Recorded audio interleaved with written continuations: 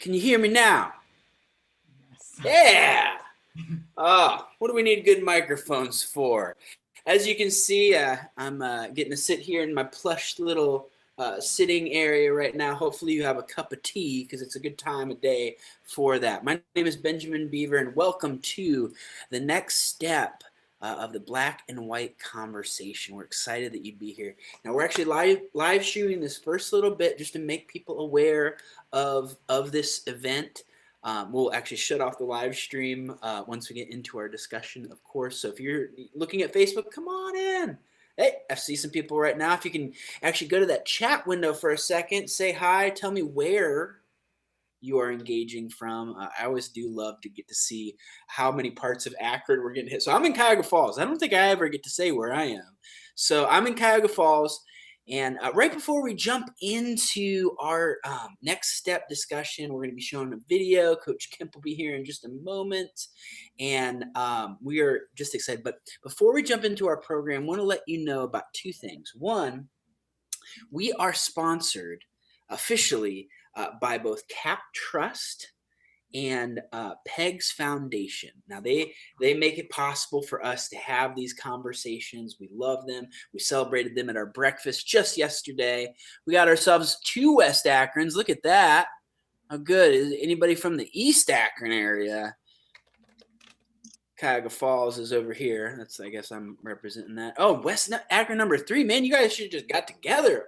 Socially distanced, of course. And then, of course, we're bringing on Coach Kemp. Now, you might, Monroe Falls. Thank you, Susie, for representing the Falls. You might notice, oh, my goodness, what's this? This is a little children's hospital thing. Well, we were getting, we got to take a look at our 4th child today that is coming at any point. So I will keep my phone nearby. I love our discussions, but by all means, I love my wife more than you guys. We have a great next step conversation today. And, of course, I want to bring on my friend, my coach, Coach Kemp Boyd. We are going live for the first little bit of this, and then once we are not live, I'll let you know, and we'll be jumping into our discussions together. Coach Kemp, how are you? Man, I'm doing really well. I was able to get some rest after the breakfast and some needed rest, so that was good. Feeling great.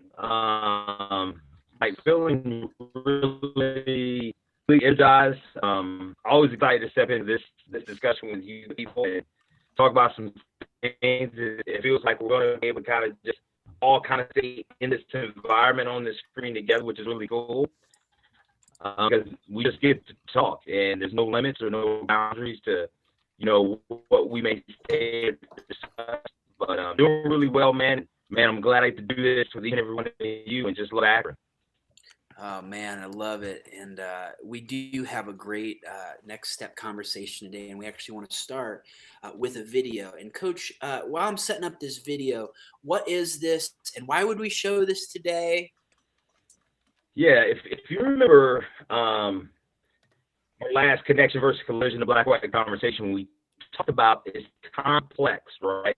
It's complex problems need a complex solution. And we were really trying to identify with Umar Masai Ujiri, who is the president and executive for the Toronto Raptors. They had just won the NBA championship last summer. Man, and kind of the backdrop was that the perception was that he actually shoved and physically assaulted a sheriff. Well, it came out that it was the other way around. And it just kind of goes to show you that no matter how, this guy's an executive, one of the 5 black executives in the NBA, which the NBA is about 85% black.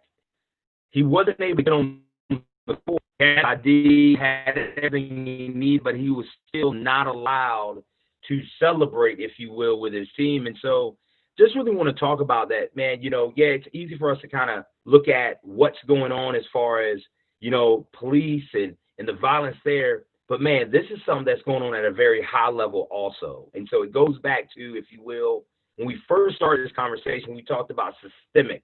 We talked about the systemic racism, the big global thing. And so I think this video kind of tells an example of that. But probably one of the most powerful things where is a journalist, Michael Windhorst, who we know because he followed LeBron from St. V all the way out now to LA, said, and you saw how it bothered him because he said, listen,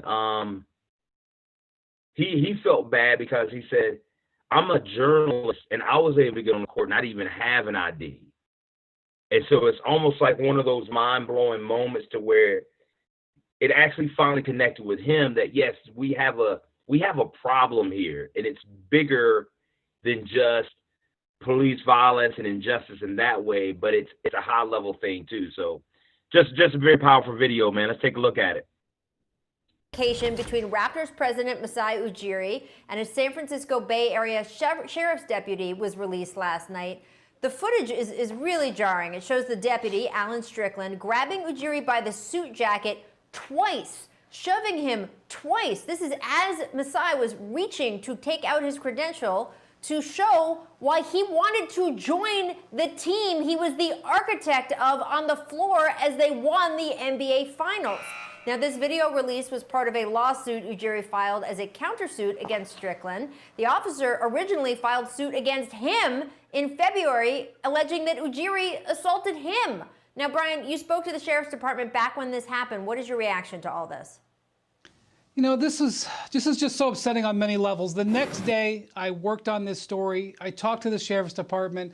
They had clearly seen this video. It wasn't made public till now.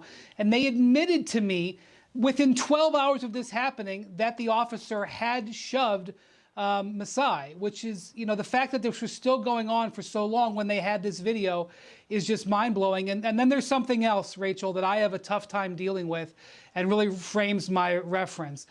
I was there at that moment, not at that exact spot, but the game was ending, and you had to have a special credential to come out in the court for the trophy presentation. Rachel, I didn't have that credential, and I just walked right out on the court. Nobody said anything to me. That's upsetting. Yeah, I'm glad the truth is finally coming out. I mean, you saw it, he was going to celebrate his team's victory. The officer or the security guard wanted to play victim. We got it all on tape, and, justice is going to be served. That's all we ask. Yeah, I mean, look, I got to commend Masai. We know how gracious he is in almost any situation and how cool and calm under pressure. I know there's a lot of people out there who I wouldn't blame them if someone comes up and shoves them twice hard like that as they are Oh trying to my do something gosh. as simple as join their team. He had the proper credentials. The idea that he just sort of gracefully withstood that and then moved on and was able to enjoy at least some of the rest of his evening. It is remarkable. I commend him, and I cannot believe this officer has been suing him. I hope that goes away. So, so much to be discussed in this today, guys. And this is for everybody that's actually watching through live stream. We're actually going to cut off the live stream because we're going to jump into our discussion. And we would love for you to be a part of it. The link's actually with this live video. You can jump in. But we're going to jump into our discussion at this time. We're going to shut off our live stream. Because let's be honest, man, I don't want to live stream all the things that we're going to talk about. You should come. I'm just saying.